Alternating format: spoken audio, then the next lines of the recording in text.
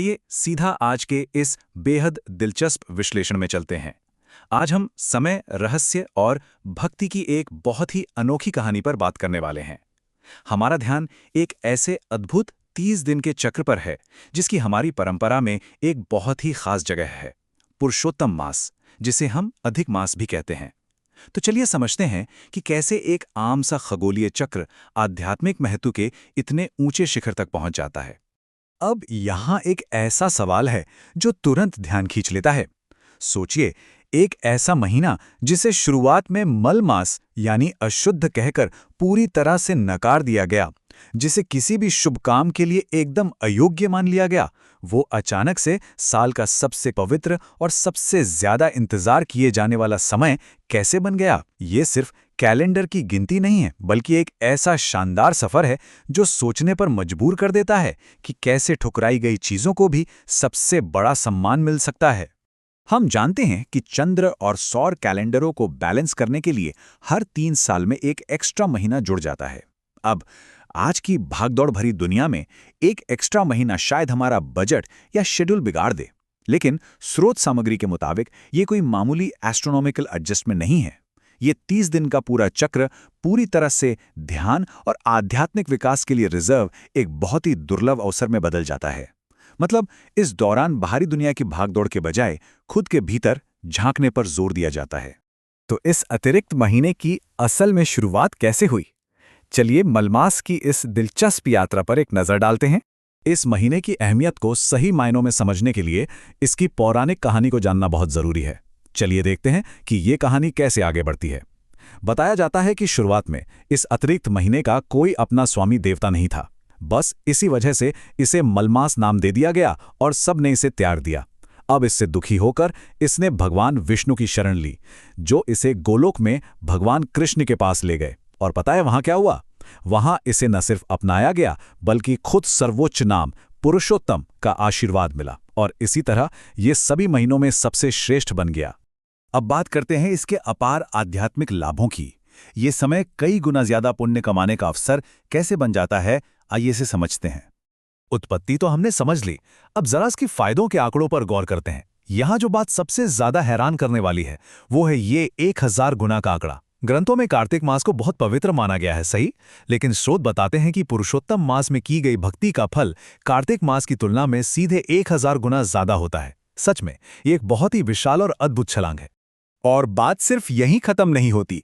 अगर हम किसी भी नॉर्मल महीने में मिलने वाले पुण्य से इसकी तुलना करें तो इस खास समय में आध्यात्मिक लाभ सीधे 16 गुना बढ़ जाता है।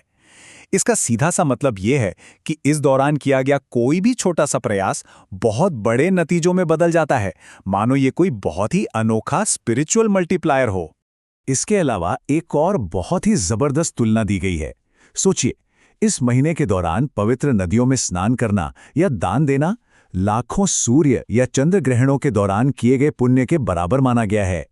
यह इतनी बड़ी बात है कि इसे पिछले और इस जन्म के सारे जमा हुए पापों को पूरी तरह से धोने वाला बताया गया है। तो कुल मिला के बात यह है कि इस महीने को एक कंप्लीट स्पिरिचुअल पैकेज की तरह पेश किया गया है। ये न सिर्फ हमारे पुराने पापों के बोझ को हल्का करता है, बल्कि आज की इस तनाव भरी जिंदगी में एक गहरी सांसारिक और मानसिक शांति भी देता है। और सबसे खास बात क्या है?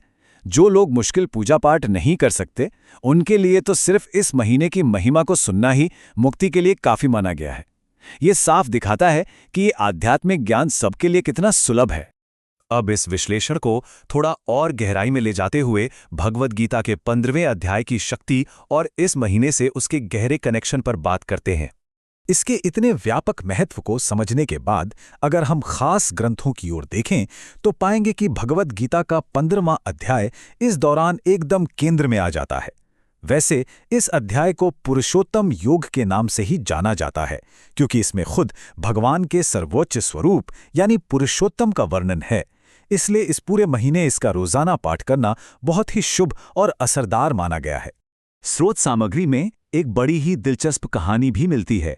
इसमें बताया गया है कि कैसे एक राजा को भगवान शिव से वरदान तो मिल गया था, लेकिन फिर भी उसके मन में असंतोष था।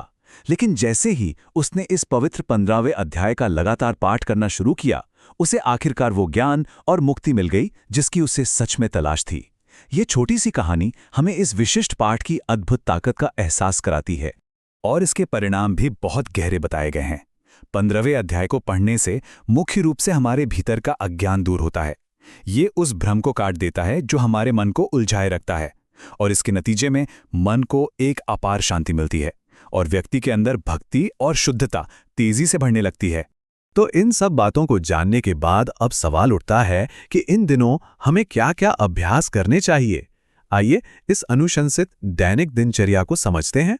स्रोत सामग्री सिर्फ थ्योरी ही नहीं देती, बल्कि एक बहुत ही स्पष्ट और प्रैक्टिकल डेली रूटीन भी बताती है, और इसकी शुरुआत होती है भोर से बहुत पहले, यानी ब्रह्म मुहूर्त में जागने के साथ। फिर सुबह पवित्र स्नान करके दीपदान किया जाता है। दिन के बीच में तुलसी के पत्तों से पूजा होती है। दोपहर का समय शास्त्रों और भगवद गीता के 15वें अध्याय को पढ़ने के लिए रखा गया है, और फिर दिन का अंत होता है शाम को जरूरतमंदों को दान देने के साथ। सच में ये पूरे दिन को ध्यान और सेवा में पिरोने का कितना शानदार तरीका है। और ये चीजें हमें बहुत ही बेहतरीन तरीके से दिखाती हैं कि इस दौरान कौन से सटीक काम करने की सलाह दी गई है। हम साफ देख सकते हैं कि यहाँ भौतिक और आध्यात्मिक दोनों तरह के कामों का एक परफेक्ट बैलेंस है।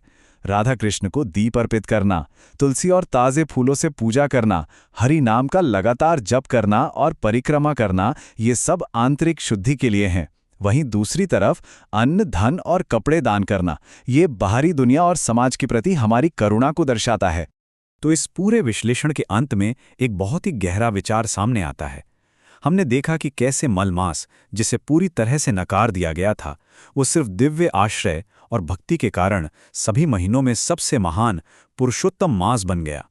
ये स्रोत सामग्री सिर्फ समय के एक चक्र को ही नहीं समझाती, बल्कि एक बहुत ही गहरा सवाल भी छोड़ जाती है। अगर पूरा समर्पण एक अशुद्ध समय को इतना पवित्र और शक्तिशाली बना सकता है, तो यही समर्पण हमारे खुद के जीवन, हमारी कमियों और हमारे पूरे अस्तित्व को किस हद तक बदल सकता है। जरा सोचिएगा। इस विश्लेषण में साथ जुड़ने के लिए बहुत बहुत धन्यवाद।